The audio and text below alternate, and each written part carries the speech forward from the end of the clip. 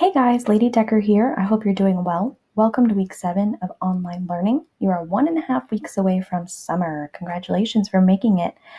I wanted to go ahead and review week 7 because it is very different from what we've done weeks 1 through 6. So please follow along with me.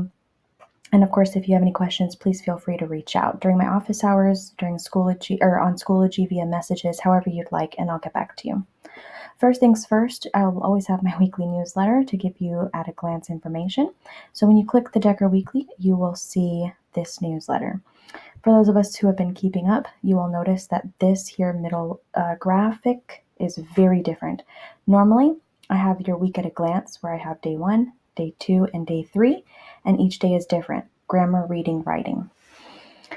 This week, however, you have one assignment. So instead of a paragraph on Friday, reading on Wednesday, grammar on Monday, you instead have one big writing assignment. Not big, but it's an essay instead of a paragraph using no red ink. So week 7, it's one assignment. You will turn it in Sunday, May 17th at 5 p.m. or by 5 p.m. So first you'll watch this tutorial, which if you're doing, good job.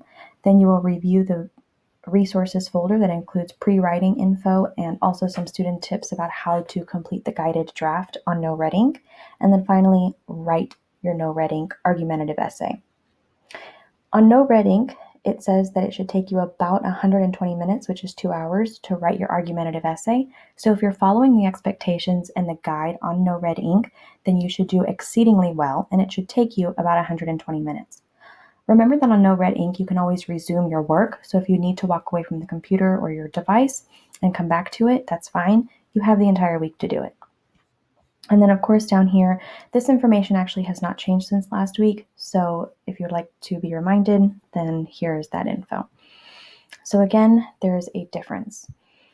When you return to Schoology and you look at your pre-writing resources, I do have a note that none of this will be graded. I will not see whatever you do with this. So if you don't want to look at it, you don't have to, but I recommend that you do to help you. So thesis, topic sentence, claim and evidence, and an outline. So if you need help and you want to use resources actually provided by No Red Ink, then go ahead and check these out.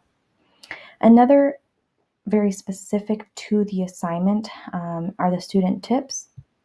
So if you download the student tips, you will see this one-page student tutorial PDF. It's called Using Guided Drafts at Home, Tips for Students. And so this is a full-length essay. We have done a quick write where I just expected a paragraph from you on no red ink, but this time it's different in 2 ways. 1, it's an essay, and 2, it guides you the entire way. So while you draft, you will see the rubric and you can click View Example for every single piece of the essay. That way you know exactly what you're supposed to have. And that's what I'm going to show you in no red ink. So that's this part. Then you'll actually go to the no red ink essay assignment. When you click it, you will find your assignment. So when you click, you will see that you have options. You are not completing all 5. Tell me which prompt, or I should just know which prompt. You're choosing 1. You have 5 options, 1, 2, 3, 4, 5, and you'll choose which one you want to write about. When you go down here to rubric, you'll need to click the arrow to see the details, and it will show you exactly what you need. So thesis statement, topic sentence, evidence and claim, conclusion, and then specific and concise language. That's not all though. If you need further help, you can actually view example.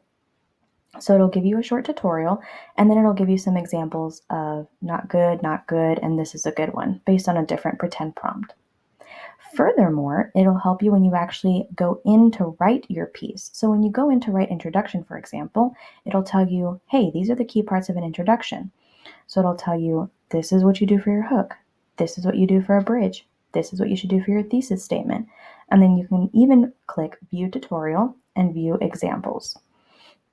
And it does that for each piece, body, paragraph, and conclusion. So before the timer kicks me off, last thing, what's an argumentative essay? When you click that, it'll take you back to the tutorial that you originally started with, okay? So please make sure that you use all these resources. If you have any questions, please let me know. Thanks.